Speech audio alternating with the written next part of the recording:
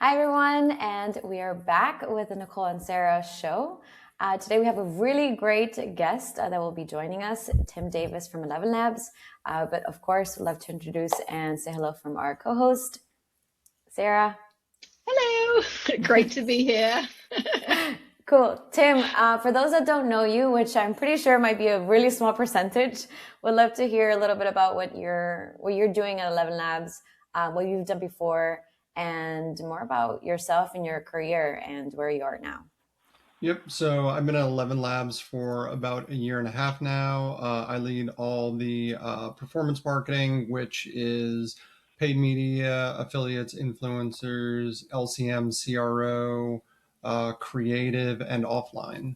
And then prior to that, led growth at Shopify. And then prior to that, did a bunch of consulting for companies like Pinterest, LinkedIn, Eventbrite, and so on and so forth.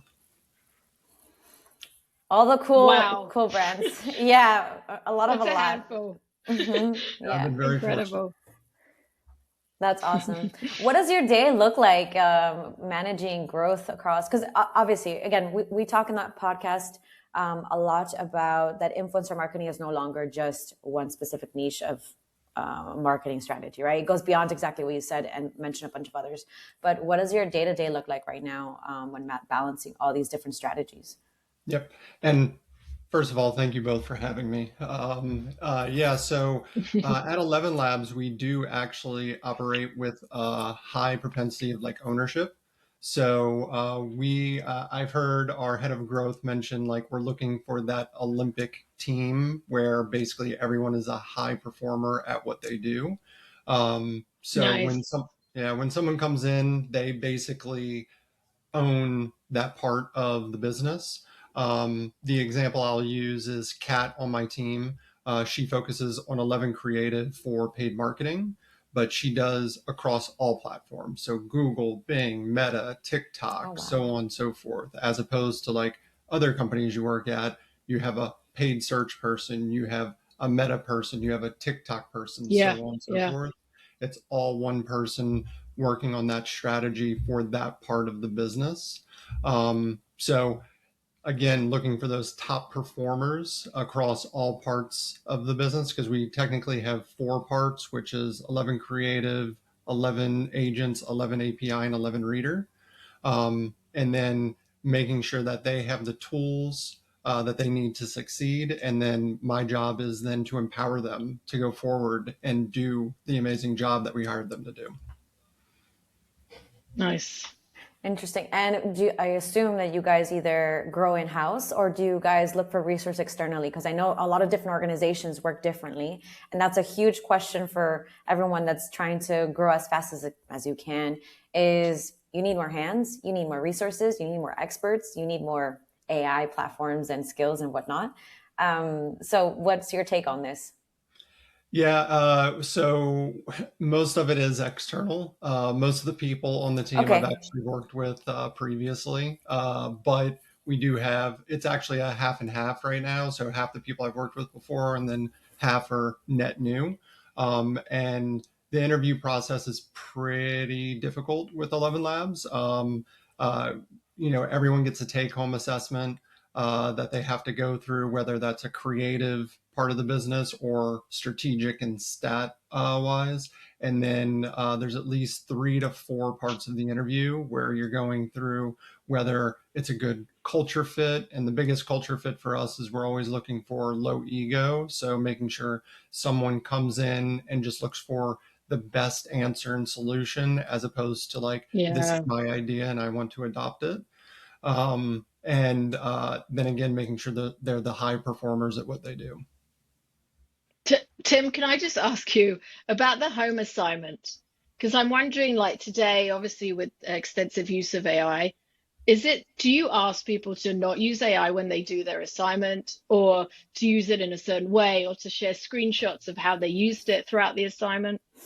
Yeah. So I would love for someone not to use AI, but in reality, they're using the tool that's available They're to going to them. use AI. Yeah. Yeah. So after they do the take home assessment, then we get on the call and I try to turn it into Swiss cheese. I will Oh, ask very dumb questions to see if they be like, that doesn't make Ah, any sense. That why would we do that? Because if they can't answer that, then clearly they used AI.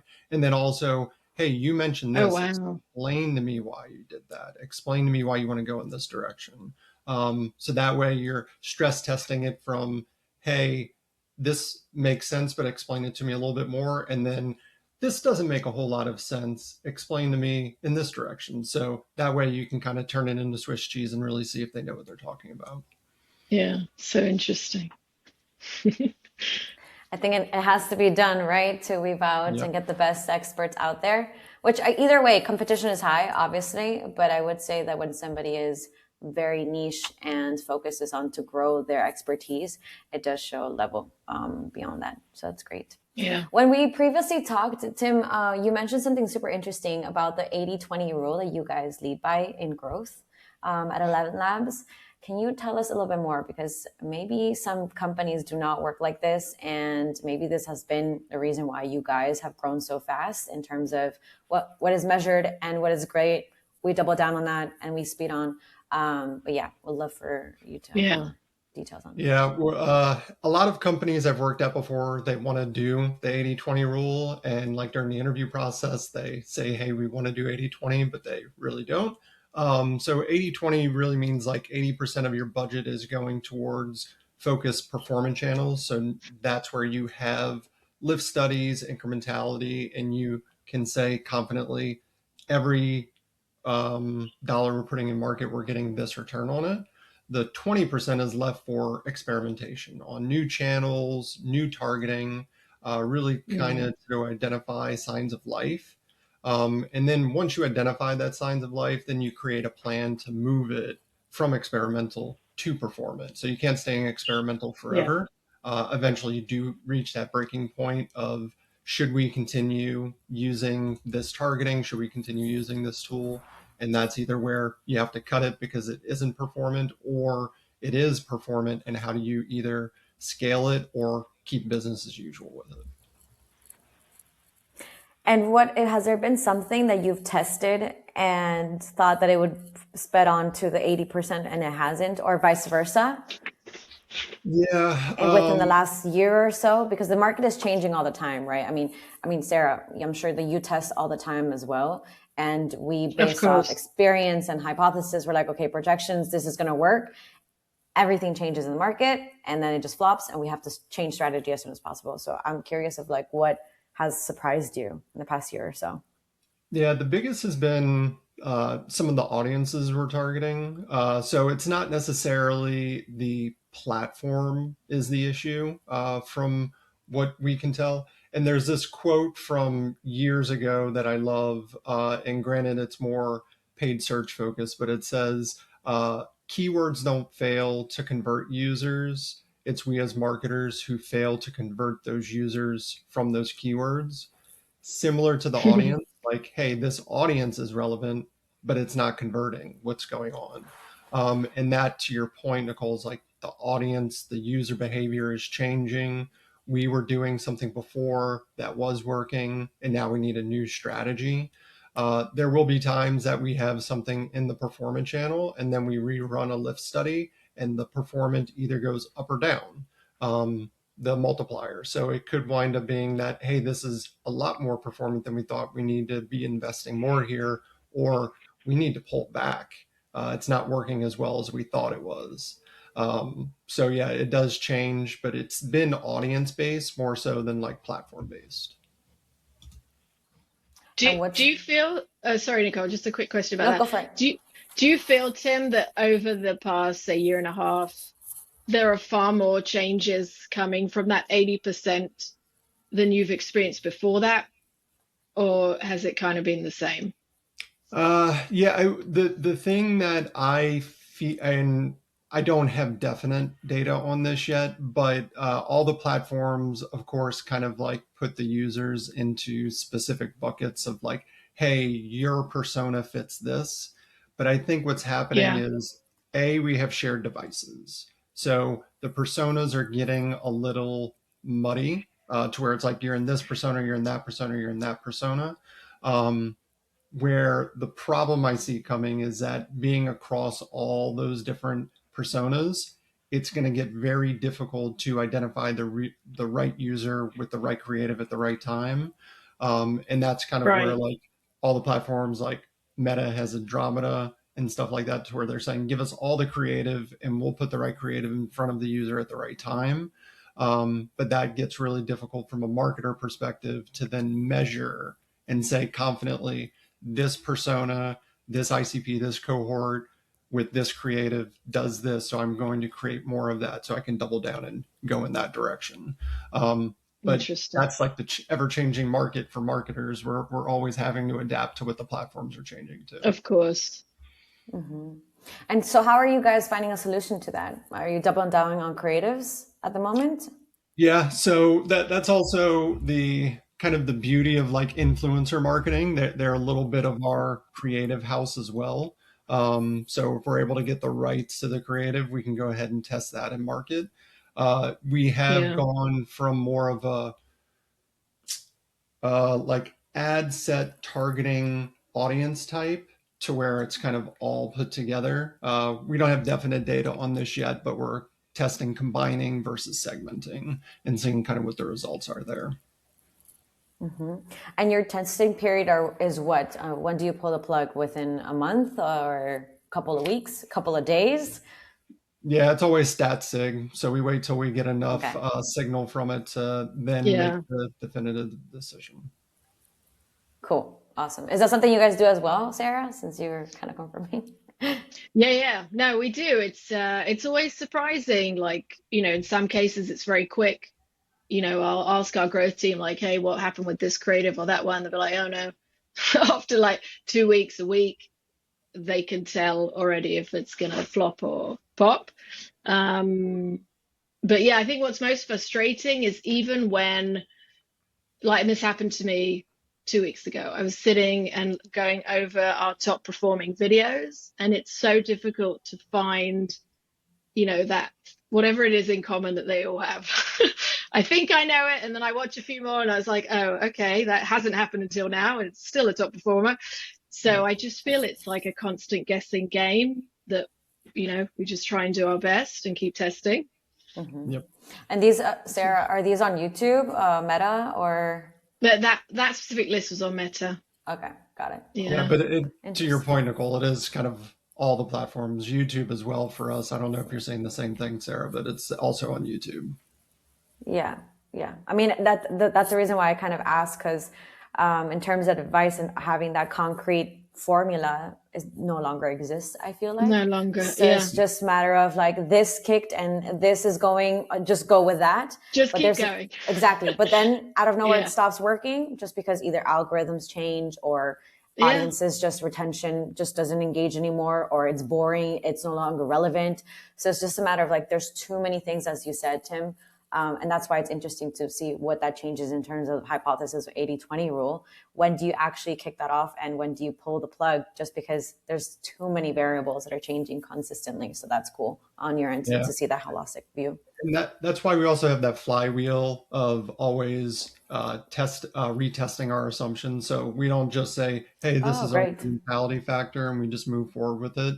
We always have like a 6-month window where we then go and say, okay, we're assuming this, put it in a lift study again, and then either confirm or deny it. And there's been times where the multiplier's gone up and there's been times where it's gone down. So you never really know. That's great. And do you get leadership agreements on that, or is it something that you guys take or within yourselves? Because that's another thing that we briefly talked about prior to that. We're constantly educating our leadership of how our channels are running, just because we're closer to the weeds of with influencer marketing, performance marketing, etc. Is that something that is just a company thing? Yeah. I mean, the good thing is that I have a lot of really good stakeholders. So like the finance partners I have, Magic, Mark, and Anna, they've been great partners because they really want to understand what is working, what isn't, making sure we're investing where we should.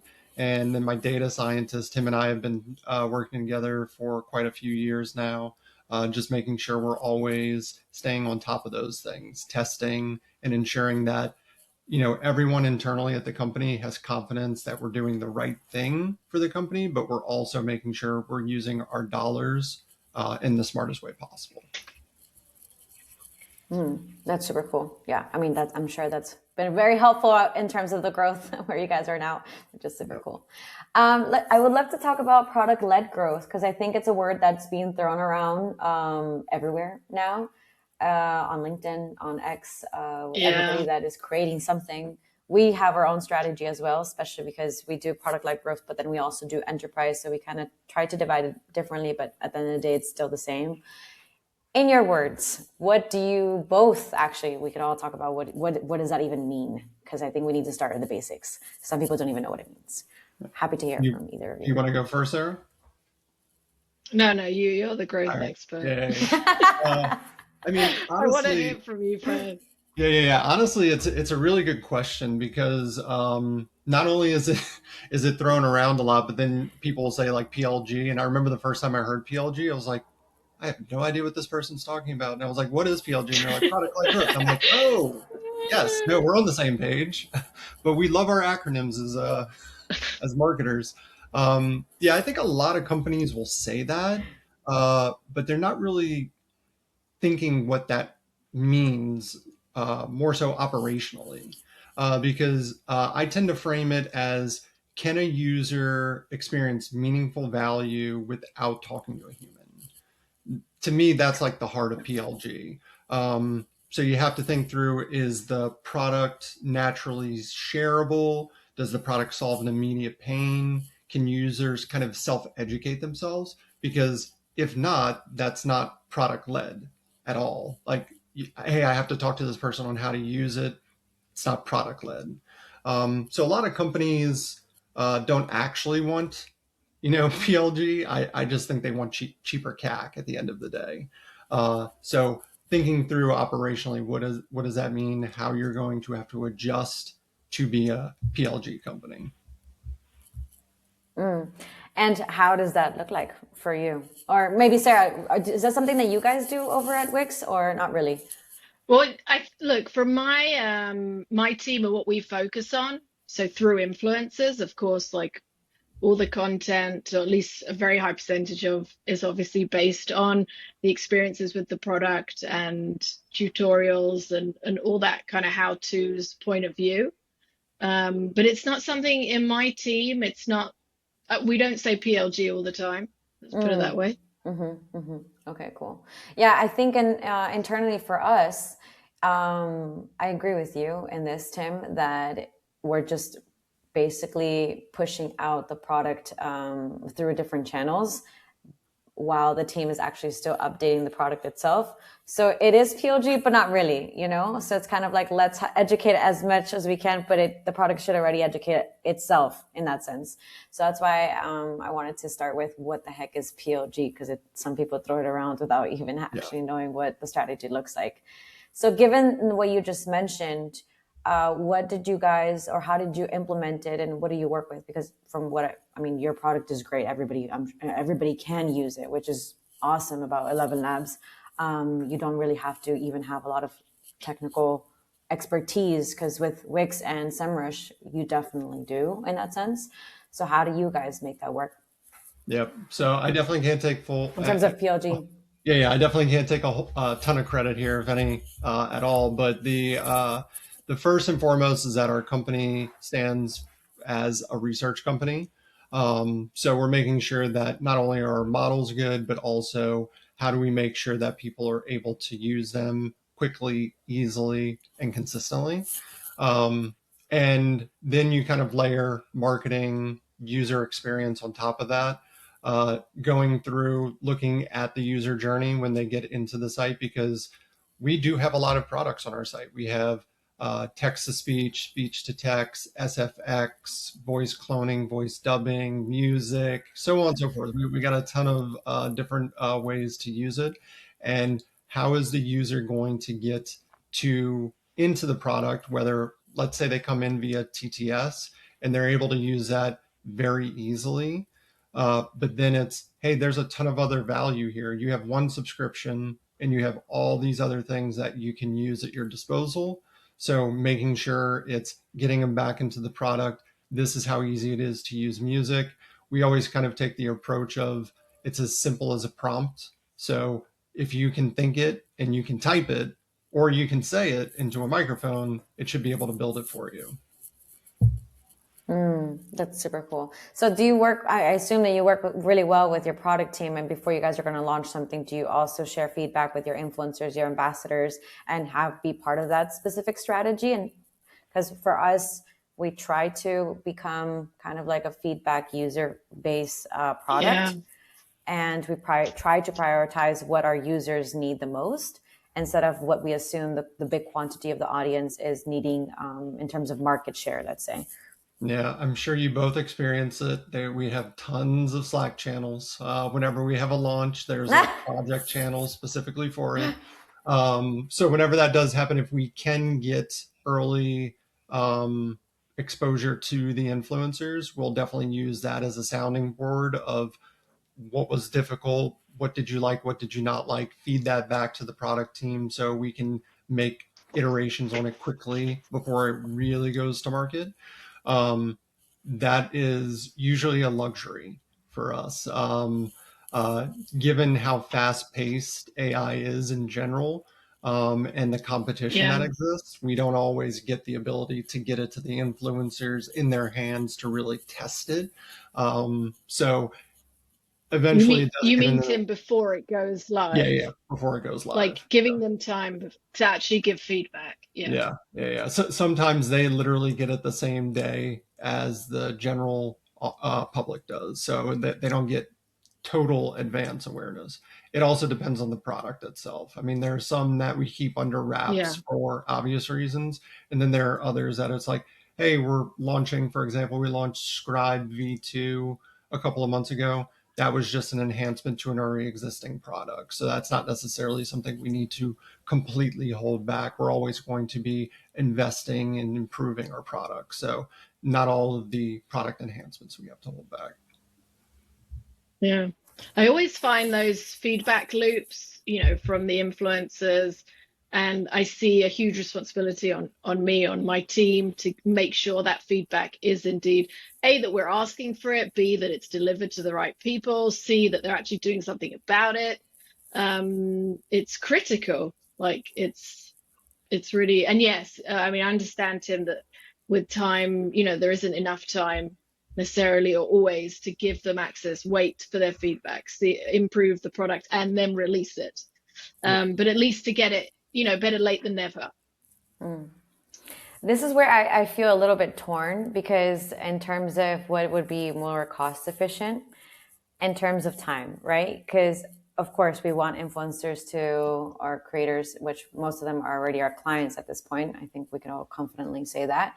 And we want them to test it, but then they gave feedback. And as you said, Sarah, Tim as well, I'm sure you agree with this, that now you have the responsibility to implement that, and they're a power user. So if you don't, then where does that follow through? So that's more time on us internally. And if we can't feed that through, then what is the level of priority? I always set expectations. I'm like, hey, so I wonder if it even makes sense, or it would be even helpful to have a bigger period window of feedback, or instead of like, we launched something new, we think this could work for you, and let me know what your feedback is, or would love to hear about it via social. This is what I usually do. If it's positive or negative, I would love for you to share your in your channels, in your community, and how you're using it, how you're testing it, etc. Because the whole point is to expand the voice and the audience of it. Yeah, it's a good point. I always call it honest review. We'd like your honest review. Whatever that may be. Fingers crossed. Yeah, fingers crossed on that one for sure. Tim, so now that we talked a little bit, now everybody knows what PLG actually is. So maybe we need to have a product expert next time with us to actually implement what the process looks like. But is it working for you guys? And what signal do you guys check to say this is actually growth that's working with us, or it's not? And how do we implement it in a better process for us? Yeah, what data are you checking for this? Yeah. I tend to always look at like time to value. Is it improving? Because ideally, in a perfect world, and I know we don't live in a perfect world, you have an extremely low friction self-serve UX. Ideally, it's no friction. And that will then equal to like, strong activation that really kind of solves an immediate pain. Um, and usually through that data, ideally, you could also have like focus groups, but I know those are always hard to do as well. But you want to make sure that users can either like see, feel, hear the value in what you're offering them. Um, does it have the retention that you're expecting? Because nowadays subscriptions everywhere, everything's a subscription. The car wash down the street from me has a subscription attached to it because you got to get that MRR. But there's no Of course. reason. But if there's no reason for someone to continually come back, I mean, that's really the problem. So really looking for that time to value and that retention to make sure that kind of like is the flywheel behind PLG. And what have you seen is a good strategy here in terms of retention? Actually, I would love to talk about retention in general because I think it's the biggest thing that most companies now should focus on in general. Because anybody can build something, anybody can sell something just because of copywriting, influence, putting a face and a name to it, perfect. But the level of retention, just because everything is also accessible, is lowering, and we're seeing the percentage drop more and more, right? How are you guys handling the situation? Yeah, I tend to think like PLG is like really a coordination strategy, kind of like disguised as like growth strategy. So the angle I always try to get people to realize is there's a ton of value here that you may not be using. So like for SEMrush, for example, whenever I get in there, I'm like, oh, here's something that I've never looked at before. Why haven't I like used this before? And some of that is like my own fault because it's like I usually log in, here are the 5 things I tend to look at, and then I kind of go about my day. But then there's tons of value that you start noticing as you're unlocking. Some of that could be like in-app education of like, hey, you're finding value here, but have you looked at this report? And that's where LCM can come in and really help there as well, because sometimes the in-app education, they get a pop-up, exit out. They don't even want to read it. So really telling a little bit more of a longer form story in-app. Looking at the signals also that you're getting from users of, a lot of people are coming in and using this one thing only. How do we get them over here? What is the value prop we can do there? And some of that is the work we do with influencers. So again, being very fortunate that we have multiple different parts of the product that we can lean into. We see a lot of people are creating music. We see a lot of people are doing, voice dubbing or cloning, but they're not using SFX. So that could really take whatever they're working on to the next level. Like, people walking or the door closing or a car speeding by. And it's like, hey, enhance your product with this.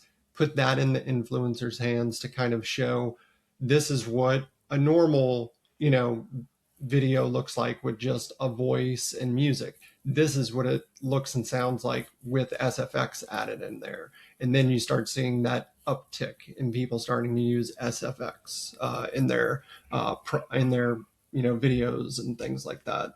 So all those things kind of like go together to help really push the users to be retained, because they're finding so much value in the product that they didn't even realize they probably had. And Tim, I have a question because it sounds obviously from what you're saying, and that you touch on many different ICPs. So what kind of influencers do you work with? From which niches? Yeah, so 11 Creative is consumer facing. So is 11 Reader, and then agents and API are more B2B. API can also be B2C depending on the developer you're talking to. So we do have specific ICPs we focus on. So like on our website, you'll see we have, telecom, healthcare, government, retail, so on and so forth. Those are the ones that we're focusing on. And then we also have a Yeah. bunch of others as well. But for 11 Creative, that's more persona focused. So we're looking at people like how do marketers find value here? How do influencer creators find value here? Book authors taking your book and turning it into an audio book. So we always have those use cases on the site that we kind of push users towards and we really focus on. But then also there's a lot of industries out there that can find value in our product. Yeah. It's really presenting that to them. So what we do, not only from like a paid media perspective, because we can hyper target them through that, but also an influencer perspective is identifying who's following that influencer and then saying, this is a great influencer to partner with to show the value in our product. To get in front of them and say, oh, I wasn't thinking about ElevenLabs or AI that could solve that problem for me. How do you prioritize, Tim? Like you just named so many different niches. Yeah. So I think every company wants to be everything to everyone, but in reality, you do need to focus. Of course. Yeah, it's always where do you have the best use cases? Because yes, there may be this niche market over here that does make sense, but you have to look at first the opportunity size that's available in the market. Is this a big enough thing for us to put a lot of energy behind? And then two, do you have a use case for it? Because if it's a very edge case where it's going to take the company, the user, a lot of resources to really get that thing up and going, that's a huge lift that they have to do, that they're like, I may not want to invest my time in doing that thing. So use case, opportunity size, that's usually where we focus our time. Yeah, makes sense. Mm-hmm. And given that, I assume that you guys action in mostly all social media channels, right? Yep. To conquer all, or is there one that you specifically prioritize? We don't really focus on Pinterest or Snap. We do a lot of focus on Meta, LinkedIn, and TikTok. And then for developers, X and Reddit. But yeah, I mean, those are really the ones we focus on. Maybe in the future, we'll start looking into the other ones. But again, it kind of goes, where are the users hanging out? And just Snap and Pinterest, unfortunately, you're at the bottom of the totem pole. So YouTube as well, because I don't think you mentioned YouTube. That's a good point. Yeah, I always forget YouTube. It really is a social network, but YouTube. You think it's a search engine instead of a social? I do, because it is the second most used search engine. Well, I don't know, ChatGPT or Claude may be considered higher, but yeah, I know a lot of people, including myself, that uses YouTube more as a search engine. Yeah. No. Me too. I also think of it that way. Yeah, I would agree too. That's why I was like, well, I think anywhere that you can search something, it's a search engine at this point. Yeah. So I would agree with you. That's cool. So when you're launching influencer campaigns, obviously we have different issues that you're working on, different platforms that you are launching on. What does that look like thinking forward within your PLG prospect? Do I need to, from what I hear, and I don't want to assume, very much education focused. So how do I educate gaps of product that can be activated in order to retain customers that are already happening? But if you're looking for new customers in a specific niche, what would that look like? And what does your reporting also entail? Like, are you looking for impressions? I assume it's based off campaigns, but I'm just, walk us through that. That would be interesting to know. Yeah, we have an always on strategy, and then we also have like campaign focus. So for example, if we have a new product launching, that would be a very specific campaign. So we launched a product called Flows a couple of months ago. That was a specific campaign where we're trying to get that in front of as many users as possible. But then we always have our always on, where we're saying we're always looking at what is an underutilized part of the business, and then also what is a very popular part of the business. And we're kind of mixing those together to really understand where we're getting the signal. Signal depends on a lot of things. Like, we're definitely making sure there's engagement with the posts, because if it's getting shared a lot, that is further reach that we're getting that we technically weren't assuming we were going to get with that influencer. The comments, the likes, and things like that, those are nice, but doesn't necessarily help with the reach. I mean, comments do, but definitely not like the likes. We're always looking at that. And then when we put it in market, we're depending on what it is. If it's our always on strategy, we're trying to make sure that we're seeing increase in product usage of people going to it and at least playing around with it, whether that's signing up or their existing user going in and playing with it. And then if it's a new product launch, I mean, there's too much noise, honestly, in the market going on. We're doing emails, we're doing paid, we're doing PR, like there's too much noise, but it's just another part of the marketing mix that we're just utilizing.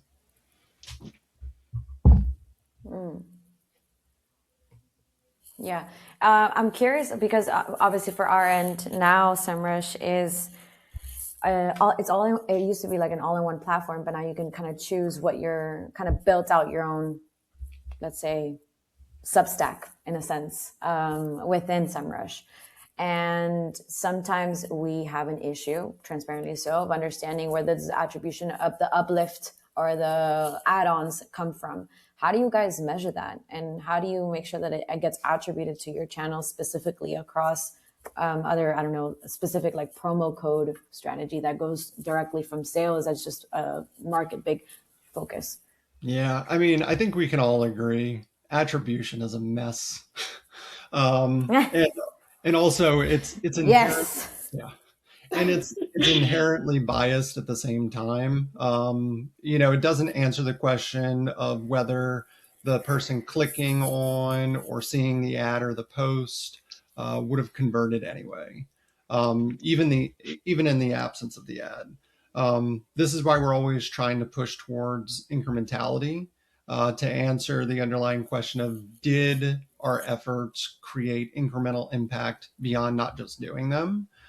Basically, did our marketing efforts cause a change beyond the environmental changes that were going to happen anyway? There are a couple ways you can do that, whether that's like a lift study or a GOX. Both have pros and cons. I always tell people you need to make the best decision for the business that you're working in and also the thing you're specifically measuring, because saying doing a GOX for influencers makes zero sense, because yes, that influencer may have a lot of people in the US, but they also have people in India or the EU or APEC that are looking at it. So you can't really do a GeoLift test with that. Because in all reality, attribution at scale, it's kind of a myth. Yeah. Yeah. How do you guys handle it, Sarah? Attribution. I mean, come on, let's all talk about the problems, but also what we're trying to solve, right? We're here to learn from each other. Yeah. So if we're talking influencer marketing, so it depends if the activity is 100% organic, or if we're boosting or doing UGC, or if we're doing paid. When we're doing paid, that's already much easier for us to measure. So we're measuring conversions from the ads that we're boosting, or from the videos we're using as dark ads, and that's a clear cut for us. Like that data is certainly good enough. We're measuring new signups and then premiums from those signups.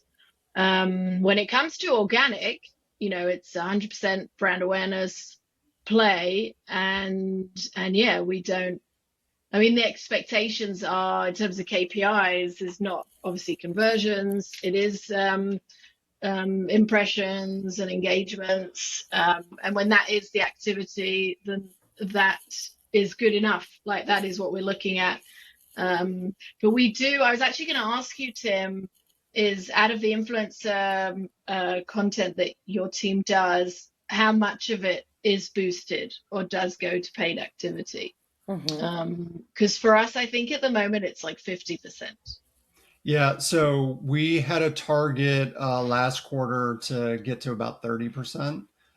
This quarter, we're definitely increasing that substantially. I think, like Yeah. every other company in the world, you always struggle to get enough creative in market because all the platforms are just so hungry for recency.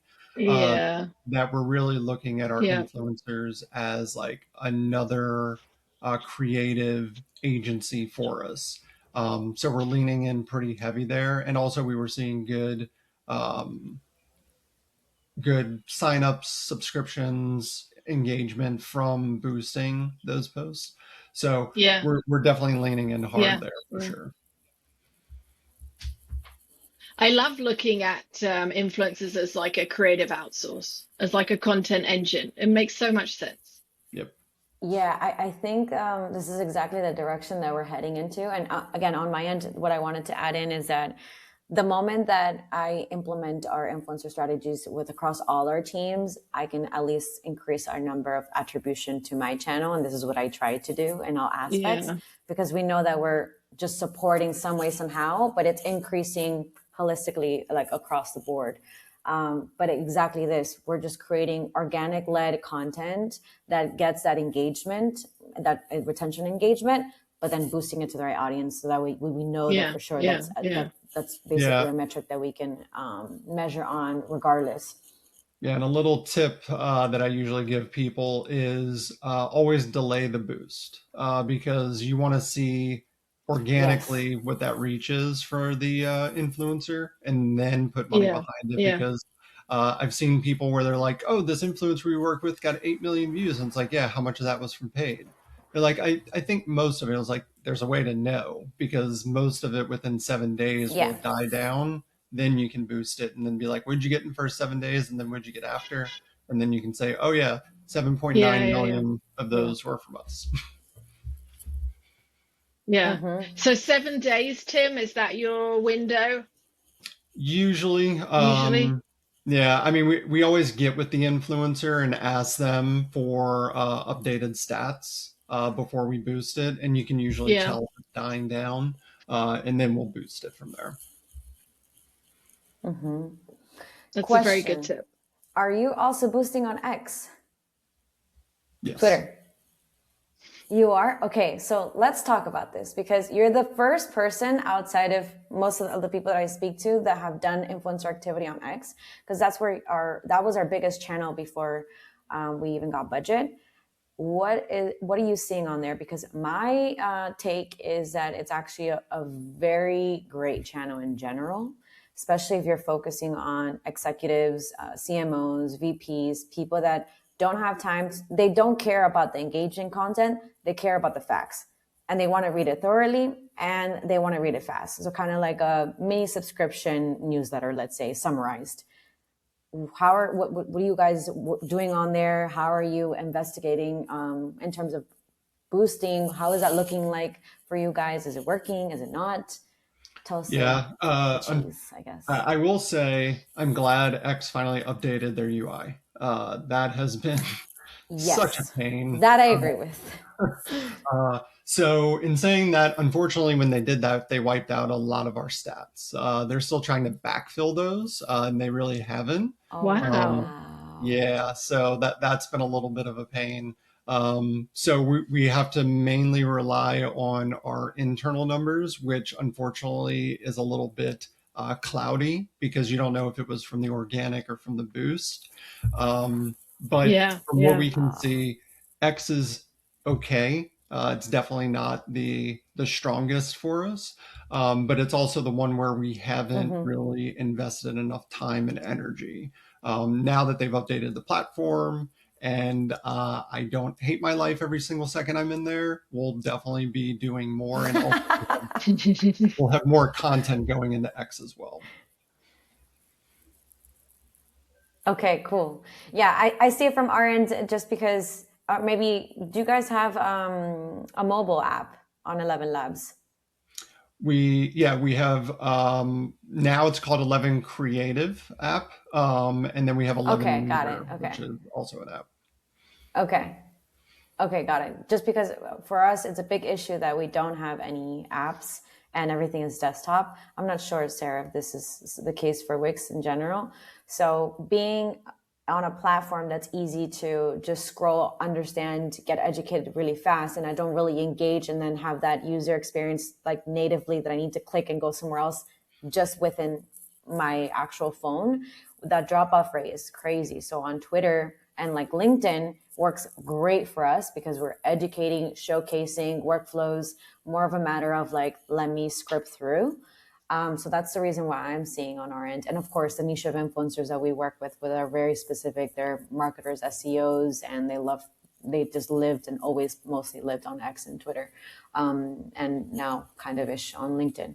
So yeah, curious to hear what was interesting to hear from your pick, because no one else that I know is launching stuff on LinkedIn or X, which is like such an under-missed channel, at least I guess depending on the product. But yeah. Cool. I wanted to congratulate you for being recognized by Google. Did that go through, right? Did I see that correctly? Yeah, they announced it. Okay, can you tell us about this? Yeah, so awesome. Google has what they call Impact Awards. It's every year. We won a couple of them at Shopify as well. And for ElevenLabs, there was a new category called International Marketing.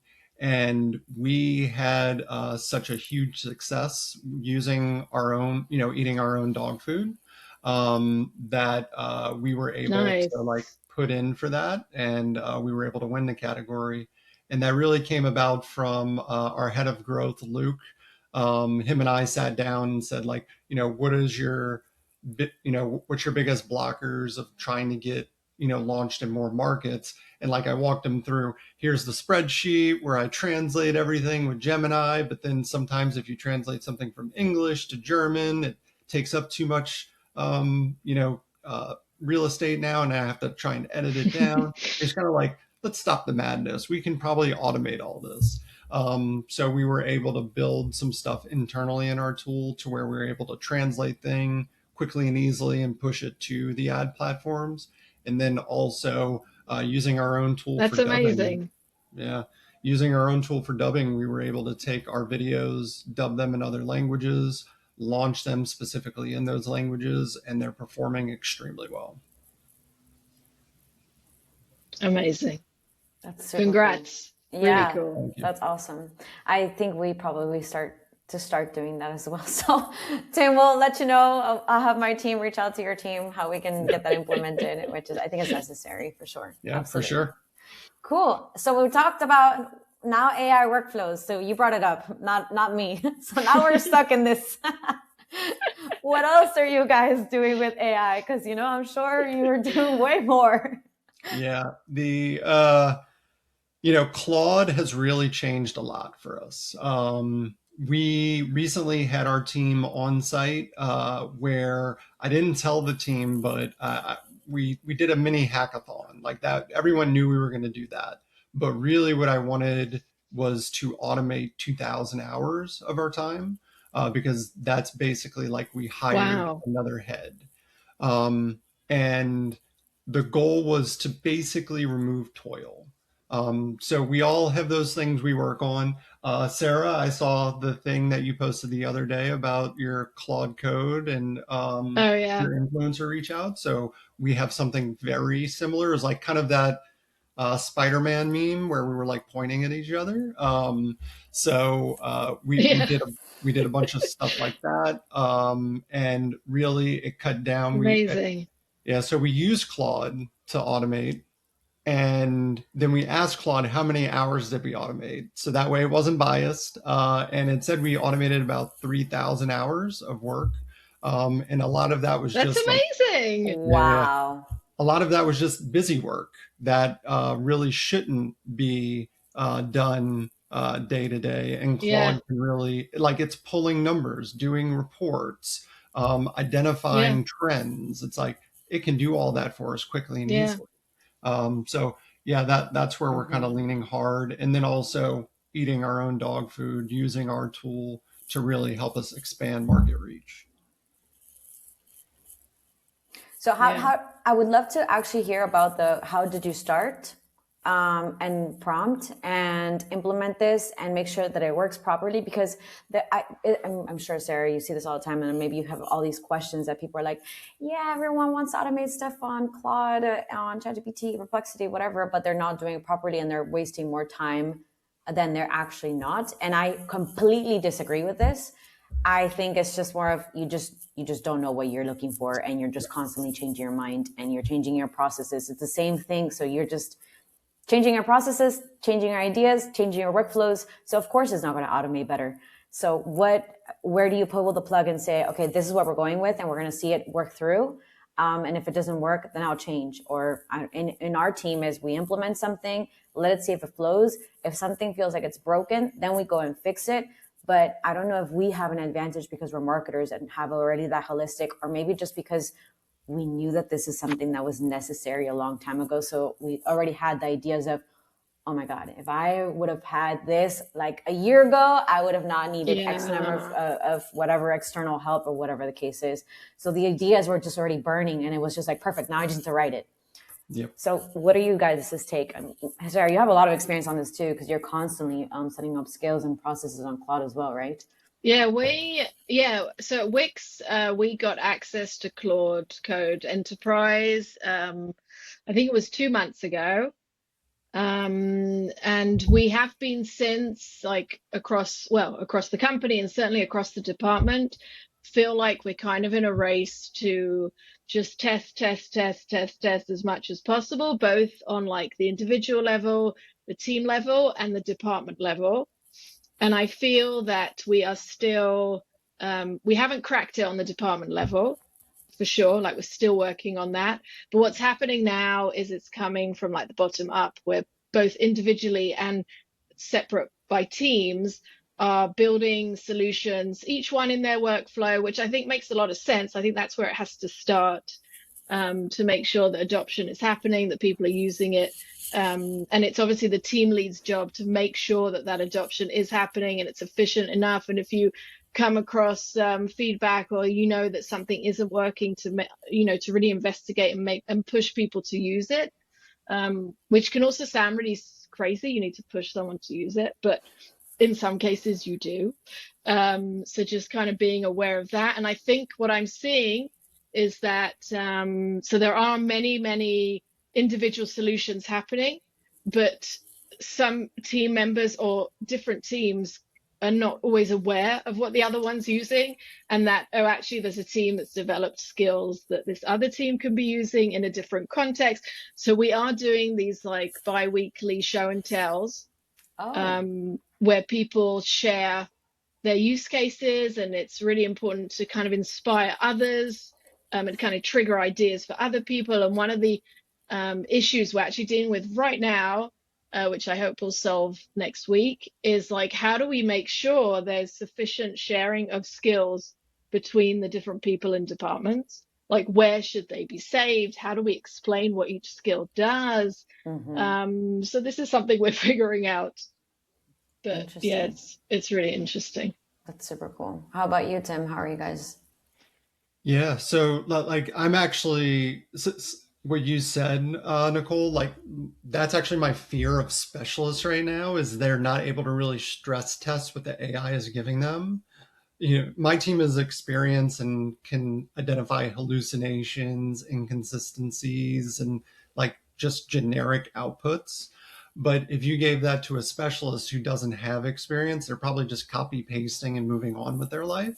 Yeah, that's such a good point. Yeah. And since the team is very small, we always try to say, what are you doing repeatedly? And then what are you doing that takes up a lot of time? And then how can we automate that? And the way we typically approach it, again, it kind of goes back to like our foundational things at ElevenLabs, where you got to own it. Of before you release this to the organization, before you release this to the team, you need to stress test this. So you build it, you write it, and it's like, cool, output is fine. Next week, you're probably going to do the same thing. Stress test it. again, does it give you an accurate output? Yes, great. The week after that, do it again. And it's like, okay, fine. Everything looks good. Now you can release it. But the moment that there needs to be an update, you're the owner of it. And you have to communicate that update and you have to push that update to everybody. Yeah. So Yeah. I always tell people it's kind of like a 5-year-old, right? You tell them, don't touch the hot stove, don't touch the hot stove. They know not to touch the hot stove. But then say the stove isn't hot anymore and it's like, hey, can you go grab that thing off the stove for me? And they're like, but it's hot, I shouldn't touch it. Like, that's basically what AI is going to do. It's like, you told me not to touch that thing, I'm not going to touch it. Well, now I need you to touch it in this instance when it's cool enough. So you're always having to refine it over time. So whoever deployed it, you own it. You have to update it. That's a good implementation rule. And then also if you have a leadership team that is supporting, because this is where I think is the gap as well, that some people are like, you can do whatever you want, but on your own time. And then that's additional work and time and hours outside of what you're already doing. But again, I don't care on my end. I rather do that now, that later down the line, I'm just all right, I just did whatever took me a whole day in an hour, which has happened a lot of my work. Yeah. Do I share that to upper management? Maybe not yet, because we don't want more projects yet. But, at least we're testing things that we can know, so that way we know how to manage our own time internally, and then we can support where we can, of course. So that's great. Yeah. It's crazy, though, how long it takes. You do need to invest and to feed Claude with the information so that it can do the job right, so that you can then create an agent or a skill or whatever from it. Like, you do need to be ready mentally to sit. Yeah. At least, I don't know, sometimes it could take 2 hours, 4 hours until you perfect it. But yeah, you just kind of need to do it. Just going to block off time on your calendar and just get it done. Yeah. Yeah. I always say, how do you take everything that's in here and put it there? Yeah. So, yeah. I can't wait. So and I think about this all the time on the moment, and I know we'll get there, hopefully sooner rather than later, or maybe scary enough, that I don't even have to type or speak, but it's just from my head. It just goes to whatever tool needs to be done. I don't know, a lovable integration. We'll talk about them. That'd be fantastic. And then we just build everything out. It would, we'll see the days. I think so. Awesome. I think we're running out of time, so I'll do a quick rapid fire questions to you, Tim. First one tool or platform your growth team could not live without right now? ElevenLabs. No, but that's not ElevenLabs. I honestly, another tool. Give us another tool. It would either have to be Slack or Claude. I'm kind of torn between the two, because without Slack, I can't communicate. Oh, wow. Without Claude, I can't really, move as quickly as I'd like. So I'm kind of torn. Okay. Yeah. Interesting. So very interesting. If efficiency instead of external tools that you guys are using to get your work done. That's cool. Makes sense, actually. What's one growth tactic that everyone talks about that you think is totally overrated?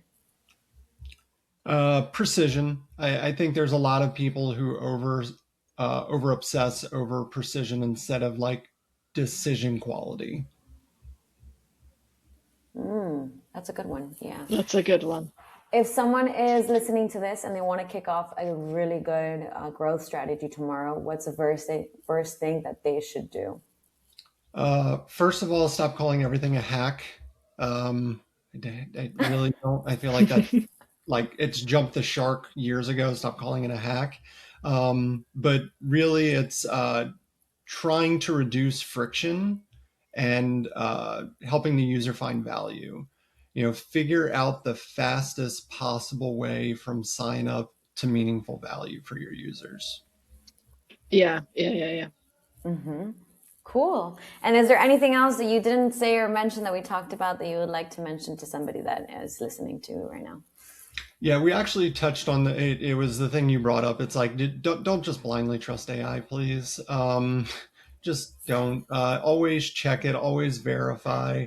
Even when we do get an output from it, the whole team, it's like you have to say it. It's like, just verify this before you make the change. Just Yeah. stress test it, please.